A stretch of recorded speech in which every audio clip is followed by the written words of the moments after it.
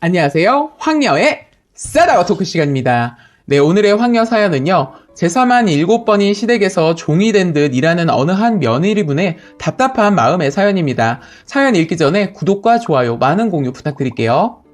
어느 부분부터 이야기를 해야 될지 모르겠어요. 조만간 시어머니랑 대판 싸울 것 같은 이 느낌이 들어요.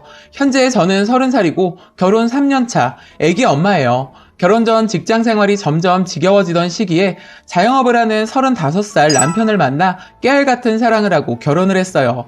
현재에는 집에서 살림만 하고 있는데 저를 버티게 한 것은 남편 성격이 너무 좋아 참고 살았던 것 같네요. 예전에 우리 둘만 좋으면 다 되는 줄 착각했었죠.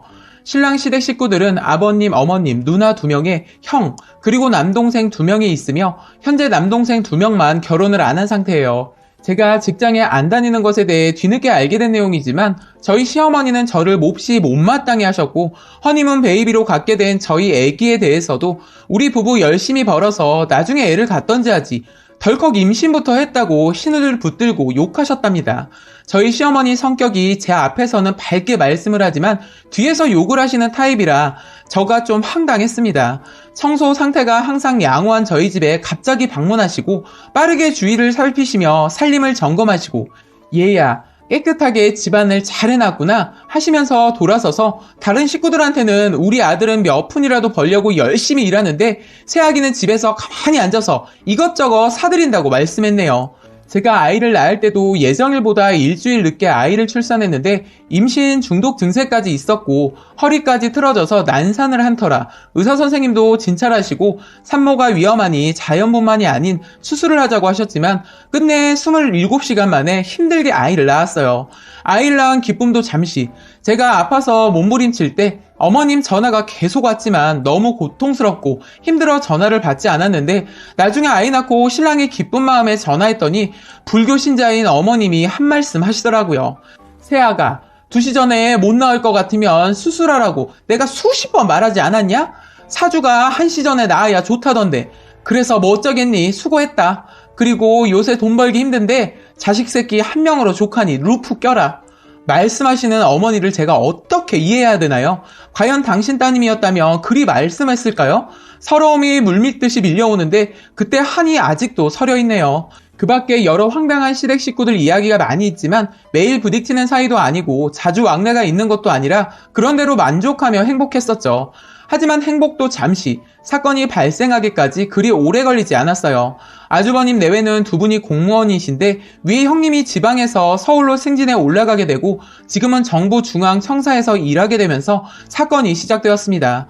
주말 부부로 제사는 아주버님만 참석하게 되었고 형님은 첫 제사 때 무척 미안해했지만 지금은 전화도 없이 이제는 아주 당연하다는 듯 전화도 없습니다. 어제가 제사였는데 아침 일찍 어른들의 부탁으로 자고 있는 아이 깨워서 차를 몰고 같이 제사장을 보고 시댁에 가서 전 부치고 나물 다듬고 데치고 국 끓이고 아무리 준비하는 것 없다 하더라도 힘이 들더라고요. 게다가 이제 붙잡고 애써 서려는 10개월 아이까지 정신이 너무 없었어요. 저녁밥 먹고 치우려는데 아주버님 오셔서 또 상 차렸고 좀 더 있으니 시동생들 와서 또 차리게 되고 남편은 일 마치고 항상 밤 11시라 제사는 제일 늦게 참석한답니다. 문제는 시댁 남자들 집안 살림 손 하나 까딱 안 해요. 평상시에 부엌 출입 안 하는 건 그렇다 쳐도 제사 때는 조금이라도 거들어줘야 하지 않나요? 심지어 제기 닦고 음식 차리고 상 펴서 제사상 차리는 것조차 제 할 일이고 나중에 상 물리는 것 또한 제가 했어요. 제사 준비하는 동안 아주버님이랑 시동생들은 다른 방에서 자고 있네요. 본격적으로 바빠지려 할 때 슬그머니 일어서더니 에구구 난 피곤하니 좀 자야겠네 이러시고요. 아기라도 좀 봐주면 얼마나 좋을까 하는 심정이었죠. 더 큰 문제는 시부모님이 아들을 너무 오냐오냐 하시는 터라 전혀 시킬 생각도 하지 않고 또 할 마음도 없다는 생각도 들고요. 직장 다니는 큰며느리는 전화 한 통 없어도 전혀 문제될 게 없으며 전업주부인 제가 모든 일을 하는 게 당연하다고 생각하는 것 같아요. 제가 만삭으로 배가 불러 숨을 헐떡이면서 일했던 지난 여름에도 시댁 식구들은 개그 방송을 시청하면서 웃고 있더군요. 제사 음식 드시고 먼저 가겠다고 나가버리는 남편 형제들, 산더미 같은 설거지에 뒷정리하며 보채는 아이, 시간은 어느새 새벽 2시를 향했고 그나마 남편이 아이를 안아줘서 대충 정리하고 올 수 있었네요. 집에 가려 할 때 아버님 하시는 말씀이 큰며느리 대신 수고가 많았다.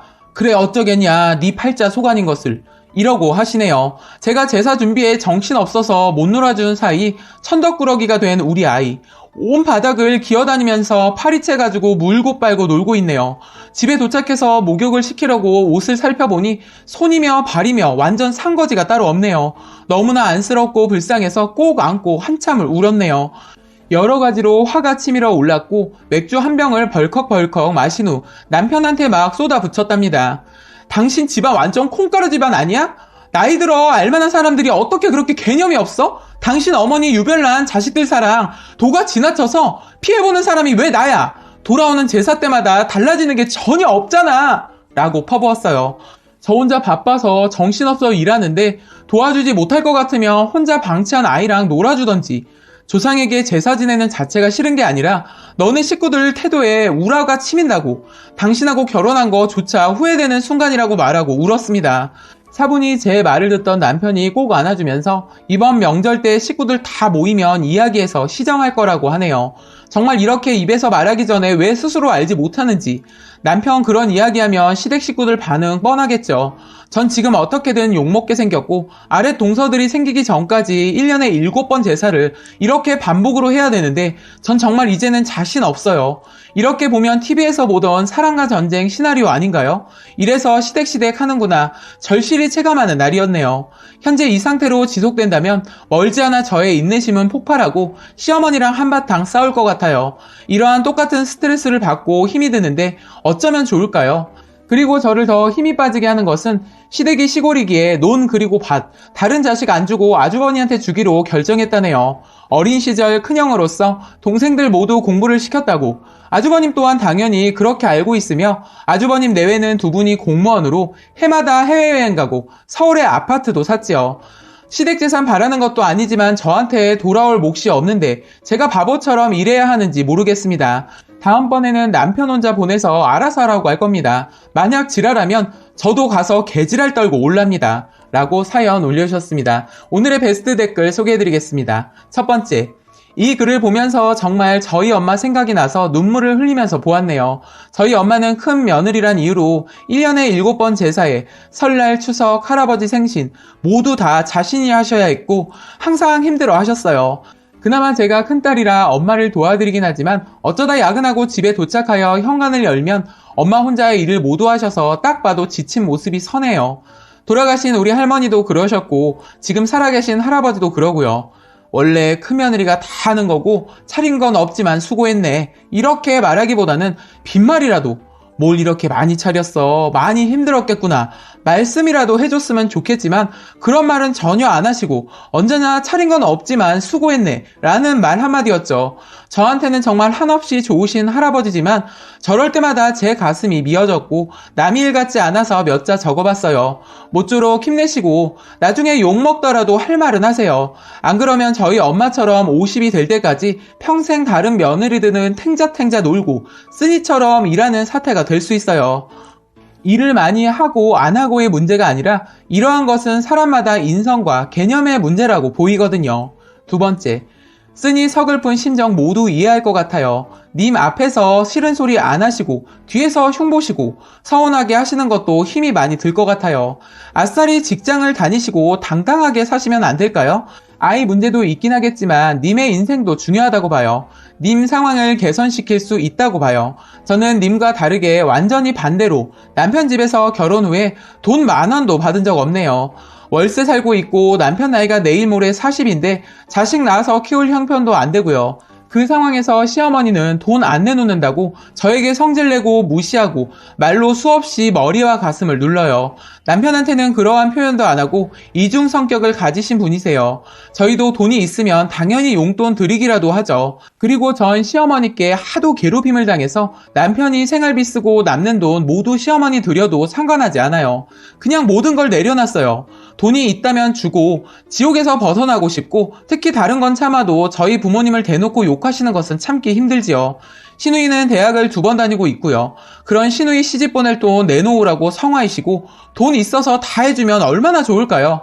이러한 상황을 다 나 때문이라고 생각하며 괴롭히는데 제가 돈을 벌어서 줘야 되나? 라고 스스로 자괴감으로 우울증에 궤양에 걸려 밤마다 괴로워했어요.